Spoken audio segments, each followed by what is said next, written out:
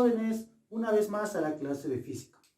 Hoy quiero compartir, antes que todo, un mensaje bíblico extraído del Salmo 32, versículo 8, que nos dice, a ver si me acompaña. El Señor dice, yo te instruiré, yo te mostraré el camino que debes seguir, yo te daré consejos y velaré por ti. Bueno, la reflexión del mensaje bíblico es que Dios siempre nos instruye mediante los padres de familia, mediante los amigos, mediante los maestros, nos instruye mediante todas las personas de nuestro alrededor. Siempre nos da mensajes, siempre quiere comunicarse contigo y mucho más sería la comunicación con Él orando. Bueno, en esta oportunidad demos gracias a Dios por el bienestar de cada uno de nosotros. Bueno, jovencitos, ahora vamos a ver el tema de análisis vectorial. Para eso nosotros debemos de saber qué estudia el análisis vectorial. El análisis vectorial va a estudiar todas las magnitudes físicas vectoriales, como ya anteriormente hemos conocido, y consta de un valor numérico, una unidad patrón, y ahora viene a ser un sentido, ¿correcto? Profesor, a todas esas características se le va a conocer como vector. Ahora, el vector viene a ser un segmento de una recta orientada. El vector va a constar de tres componentes. El módulo. Antes de tocar el módulo, yo quiero hacer un énfasis de cómo es la característica de un vector. Tiene que tener una letra mayúscula y encima de la letra una flechita. Cuando yo observe la letra y la flechita encima, eso me indica que es un vector, ¿correcto? Ahora, profesor, si yo quiero hallar uno de sus tres componentes, que es la magnitud, yo tengo que colocar al vector dos palitos en ambos lados, ¿correcto? Ahora, cuando yo coloque esos dos palitos a sus costados, eso me va a indicar que me está pidiendo hallar su magnitud. En este caso vamos a dar de ejemplo que la magnitud de ese vector viene a ser 5 unidades. Profesor, a esto se lo va a conocer como módulo.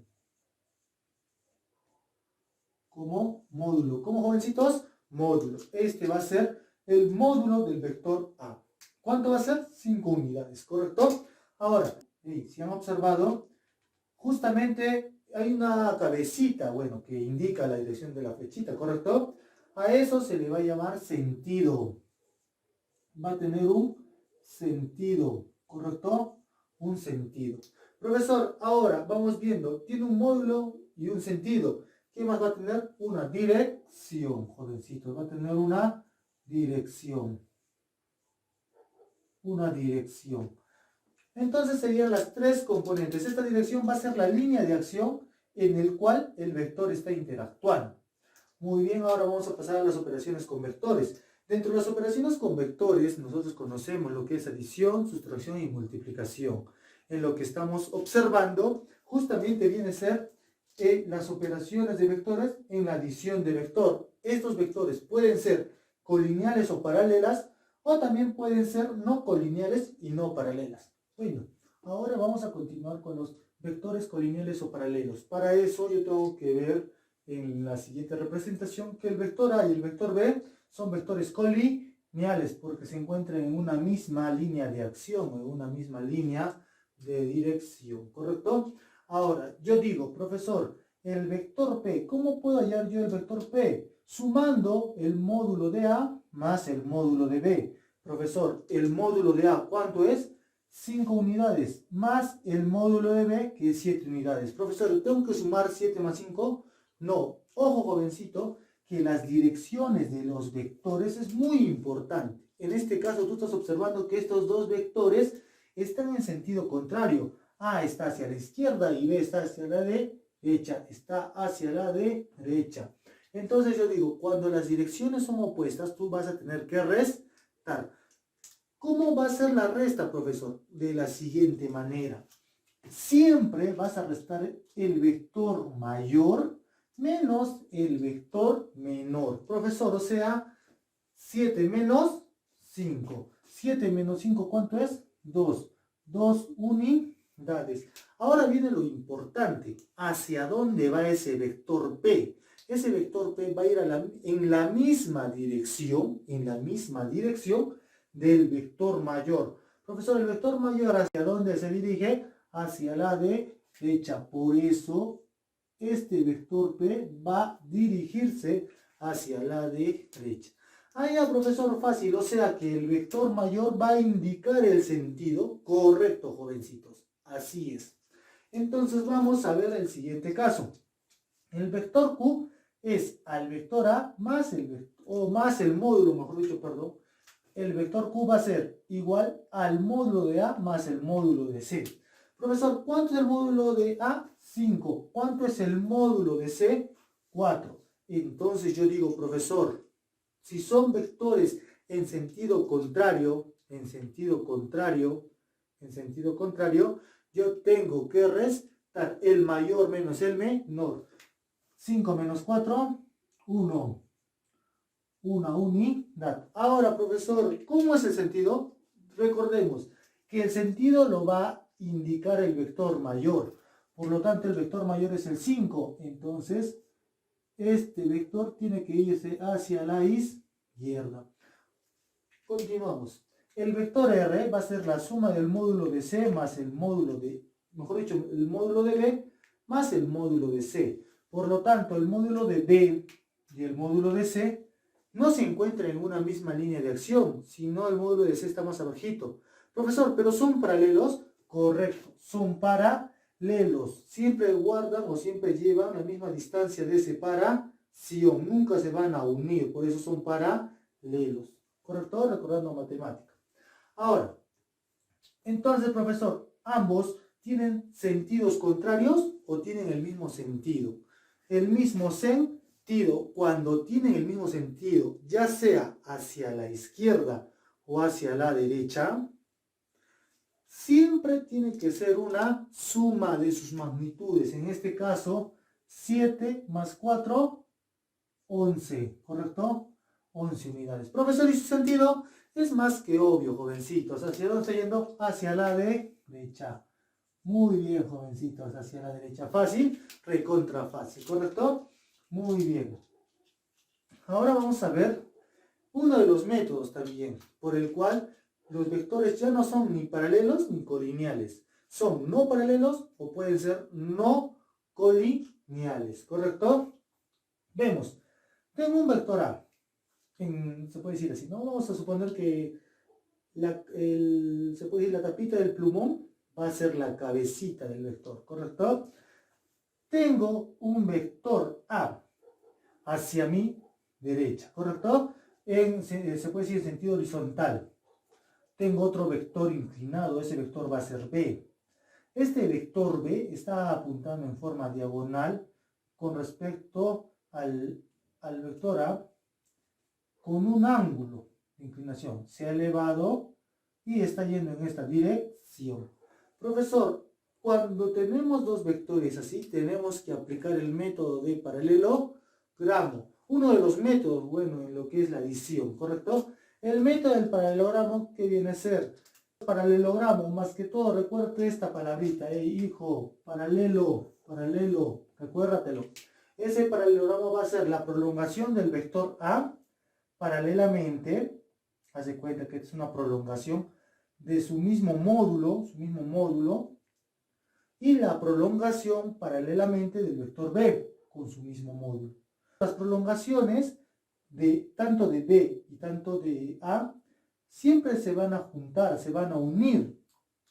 Entonces, si yo quiero hallar el vector R, que viene a ser el vector resultante de los dos vectores A y B, yo tengo que iniciar desde el punto que se están juntándose o se han juntado los dos vectores a su punto final donde se unen las prolongaciones. Entonces todo este módulo de R va a ser el vector resultante. El módulo de R va a ser igual al módulo de A más el módulo de B. El módulo de R va a ser R, el módulo de A va a ser A y el módulo de B va a ser B. Ojo, ¿recuerda?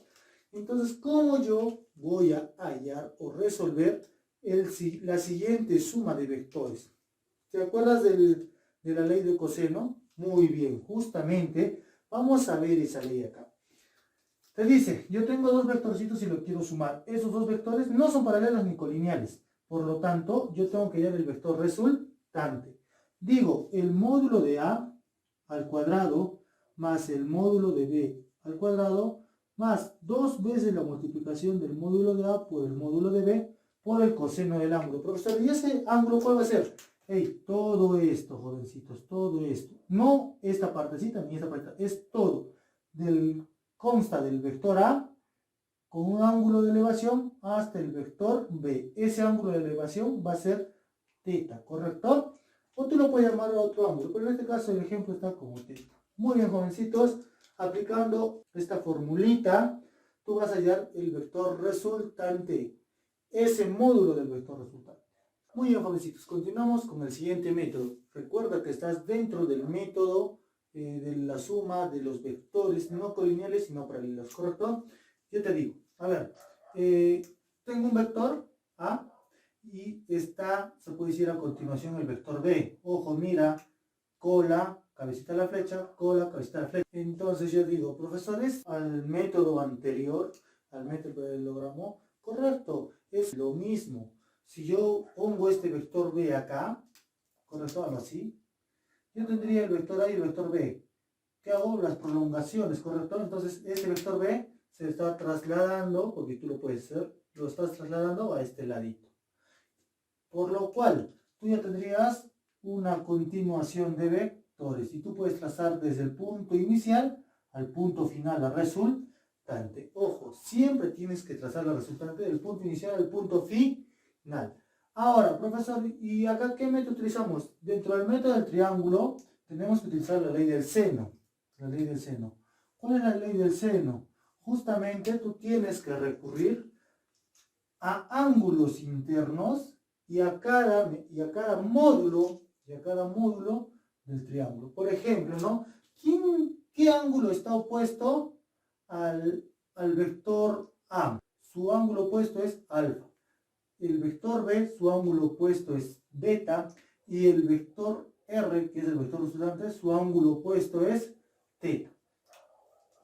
Entonces digo, la ley del seno va a ser A, el vector A, tiene que estar dividido entre el seno del ángulo opuesto. ¿Cuál es su ángulo opuesto de A? De alfa, ¿correcto? Alfa es el ángulo opuesto del lado del vector A. Ahora, el vector B, el módulo del vector B va a ser dividido entre el seno de beta. Entre el seno de beta. Y por último, ¿quién está opuesto al vector R o al módulo R? Teta. Muy bien, entonces sería el seno de teta. Bueno, suena algo gracioso, pero bueno, son los símbolos matemáticos. Y prácticamente tú tienes que saber seno de todos los ángulos trigonométricos, ¿correcto? Que eso anteriormente ya te dejé en una tarea. Ahora, vamos a hacer otro método, el método del polígono. Se da cuando tú tienes muchos vectores y tú tienes que, se puede decir, moverlo, ¿correcto? Tengo el vector a continuación tengo el vector B y a continuación tengo el vector C. Cuando ya has unido todos los vectores, uno tras otro, tú tienes que trazar tu vector resultante. Tu vector resultante tiene que ser del punto inicial al punto final. Ojo, jovencitos, siempre tiene que ser del punto inicial al punto final. Ese va a ser el vector resultante. Por lo tanto, dentro del método del polígono, la resultante va a ser la magnitud del vector A más la magnitud del vector B más la magnitud del vector C. Bueno, ahora continuamos con el método de la trayectoria cerrada. ¿Por qué se dice trayectoria cerrada? Porque los vectores consecutivos comienzan en un punto, ojo, comienzan en un punto y terminan en el mismo punto. Profesor, consecutivo A, después ¿quién sigue? B, después ¿quién sigue? C, y C viene de su punto de cabecita, de su cola de D, hasta el punto inicial. No hay una separación donde haya un vector resultante, por lo tanto llega al mismo punto. ¿Qué ocurre en las trayectorias cerradas? Si tú sumas la magnitud la magnitud de A más la magnitud de B más la magnitud de C y más la magnitud de D, la resultante, ¿cuánto va a ser? No va a haber resultante, va a ser igual a 0. Entonces, cuando tú pienses, piensa, y te dicen, calcúlame la resultante de una trayectoria cerrada, ¿cuánto va a ser la resultante? La resultante va a ser 0. Bueno, vamos a continuar con los ejercicios. En esta oportunidad vamos a ver el primer ejercicio, donde te dice, halla el módulo del vector resultante de A más B, sabiendo que θ es 60 grados. Profesor, tengo el vector A, cuyo módulo es 65 unidades. Tengo el vector B, cuyo módulo es 27 unidades. Me pide ya la resultante. Pero, profesor, entre los dos vectores se encuentra el ángulo de 60 grados. Por lo tanto, si yo proyecto por el método del paralelogramo, proyecto A, proyecto B, y las prolongaciones se unen a un punto, y yo trazo mi vector resultante de un punto inicial a un punto final, ese vector que se ha formado se va a llamar vector resultante. ¿Correcto? Entonces tenemos que ese vector resultante. Sabiendo, profesor, que la magnitud del vector resultante va a ser igual a la raíz de ¿quién? A la raíz de la magnitud de A al cuadrado más la magnitud de B al cuadrado más 2 veces la magnitud de A por la magnitud de B por el coseno de θ. ¿Correcto? Sabiendo eso, ¿no? Por la formulita del método del paralelogramo. Hey, alumno, escucha, atiende, hey, concéntrate.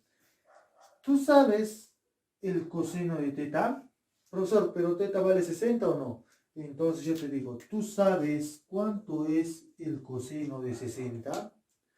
Te dejé una tarea anterior. Bueno, vamos a ver cuánto es coseno de 60 y vamos a ir recordando, ¿sí? Coseno de 60, para eso yo tengo que saber el triángulo notable de 60. Si acá es 60, ¿cuánto va a ser acá arribita? Va a ser 30, ¿correcto? Profesor, ¿por qué? Ya que este es 90, estos dos tienen que sumar siempre 90. ¿Por qué? Porque ángulos internos, la suma de los ángulos internos es 180, ¿correcto? Entonces digo, profesor, la suma de todos los ángulos internos es 180. Si este es 90, la suma de estos dos siempre tiene que dar 90. Por eso tú ves y analizas 45, 45, 90. 37, 53, 90. 30, 60, 90. Todos los ángulos van a ser su suma 90 grados. Entonces yo digo, profesor, tengo el siguiente triángulo. Voy a poner las constantes. Al frente de 31, al frente de 60, raíz de 3 y la hipotenusa 2. ¿Correcto? Profesor, eso viene con unas constantes, pero yo no quiero las constantes porque al final se van a dividir. Yo quiero cuánto es el coseno de 60, simplificado. El coseno de 60 es cateto adyacente. ¿Quién es cateto adyacente? 1. 1 entre 2, que es la hipotenusa. Cateto adyacente y la hipotenusa. Ese valor lo voy a simplificar acá. Para eso, coloco raíz. ¿Cuánto vale A? 45. 45 al cuadrado. Más, ¿cuánto vale B? 27 al cuadrado. ¿Cuánto vale? Después, ¿qué sigue? 2 por A por B. 2 por, ¿cuánto? 45 por 27, ¿correcto? Ahora, por el coseno. ¿Coseno de quién? ¿Coseno de 60 o no? ¿Cuánto es coseno de 60? Un medio. Un medio. ¿Correcto? Muy bien. Se nos ha complicado un poco. Profesor, 45 al cuadrado, 27 al cuadrado. Eso en un examen de admisión te quita tiempo. Pero tú tienes que hacer las formas más sencillas. Tú puedes buscar múltiplos. ¿Sí? Múltiplo de 45, 9 por 5. Ya está. Digo, paréntesis, 9 por 5 al cuadrado. Más múltiplo de 27. 9 por 3 o no. 9 por 3. Múltiplo al cuadrado, ¿no? Más, ¿cuánto es múltiplo? Más 2 veces, ¿correcto? Más 2 veces. Múltiplo de 45, 9 por 5. múltiplo de 27, 9 por 3, todo eso por 1/2 o no. Muy bien, todo eso por 1/2. Todo eso por 1/2. Ahora, jovencitos, vamos a hacer algunas propiedades de potencias con bases. También vamos a hacer simplificaciones. Profesor, acá tengo un 2 dividiendo y acá tengo un 2. Claro, ¿por qué lo puedo eliminar? Porque todo está multiplicando. Ya está, se van esos dos. Acá, ¿qué me va a quedar? A ver, continuamos acá, ¿sí? R va a ser igual a la raíz. Se supone que este exponente va a pasar a cada base, igualmente acá. Entonces digo, 9 al cuadrado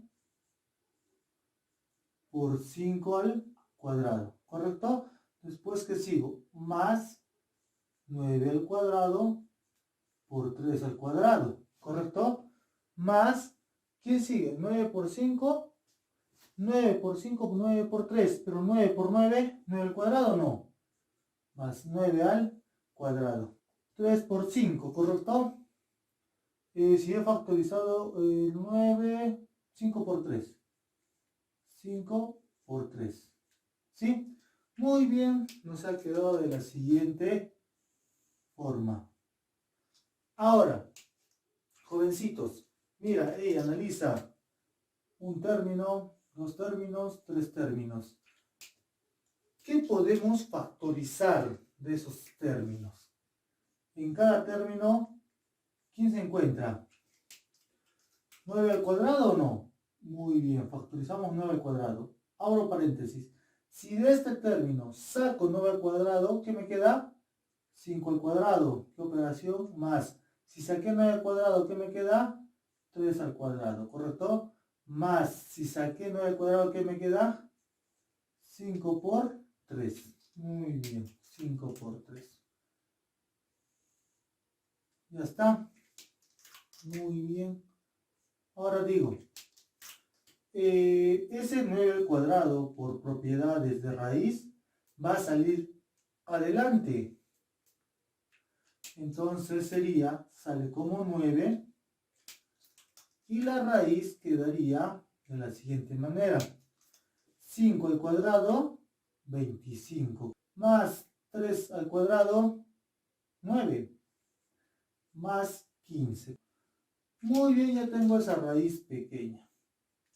Yo digo, profesor, ¿cuánto viene a ser 25 más 9? 25 más 9 es 34 o no. 34 más 5, 39. Más 10, 49. Entonces tendría 9 por raíz de 49. Profesor, ¿y cuánto es raíz de 49? ¿Cuánto es 7 por 7, jovencitos? 7 por 7, ¿cuánto viene a ser? 49. Entonces, R va a ser igual a 9 por 7. Profesor, ¿cuánto es 9 por 7? 63. La resultante va a ser igual a 63. ¿Correcto? Muy bien, nos salió respuesta todas. Ya está. Continuando con los ejercicios, tenemos el siguiente. ¿Qué ángulo debe formar dos fuerzas de 3 y 5 newton para que actúen sobre un cuerpo como una sola fuerza? Ojo, estos dos vectores van a actuar como una sola fuerza, ¿correcto? Pero no me pregunta cuánto es esa fuerza, porque ya me lo dan de 7 newton. Me preguntan qué ángulo deben formar. Profesor, estos dos, ¿qué ángulo deben formar para que la resultante sea de 7 newtons, ¿correcto? Entonces dice, profesor, analicemos, me pide el ángulo. Lo único que yo sé hasta el momento y que hemos utilizado es el método del paralelogramo. Entonces digo, el método del paralelogramo es, la resultante va a ser igual a la raíz de la fuerza 1 al cuadrado más la fuerza 2 al cuadrado, más 2 veces la fuerza 1 por la fuerza 2 por el coseno de teta. Vamos a reemplazar. ¿Cuánto es la fuerza resultante? 7 newtons, porque las dos se han convertido en 1. 7. Profesor, pero esta raíz puede pasar al otro lado, claro, como potencia. Fuerza 1, ¿cuánto es? 3. Fuerza 2, 5. 3 al cuadrado más 5 al cuadrado. Más 2 veces 3 por 5 por el coseno de teta, ¿correcto? Pero yo no sé cuál es el coseno de teta. Justamente tengo que hallar teta. 7 al cuadrado, 49. Es igual, 3 al cuadrado, 9, más 25, más 2 por 3, 6, 6 por 5, 30. 30 coseno de teta. Muy bien, profesor. Este 9 va a pasar restando. El 9, el 25 va a pasar restando. Entonces yo digo, a ver, 49 menos 9 menos 25 va a ser igual a 30 coseno de teta. Profesor, ¿cuánto es 29 menos 49 menos 9? 40. 40 menos 25, 15. Profesor, acá tendría 15 va a ser igual a 30 por coseno de teta. A ver, subamos acá. Entonces yo digo, profesor, este 30 está multiplicando. ¿Cómo pasa al otro lado? Dividiendo. Tendría 15 sobre 30 va a ser igual al coseno de teta, ¿o no? Profesor, si yo saco quinceava 1, quinceava 2, ¿o no? Entonces yo digo, profesor, coseno de teta, ¿a qué va a ser igual? A 1/2. Profesor, coseno de teta va a ser 1/2. Tú piensas de todos los triángulos notables que tú sabes, de 30 y 60, de 45, de 53 y 37, coseno de qué angulito te va a dar 1/2. A ver, analiza. Mira, coseno de qué angulito te va a dar 1/2. Coseno de 60, ¿correcto? Entonces, profesor, coseno de 60 te va a dar 1/2.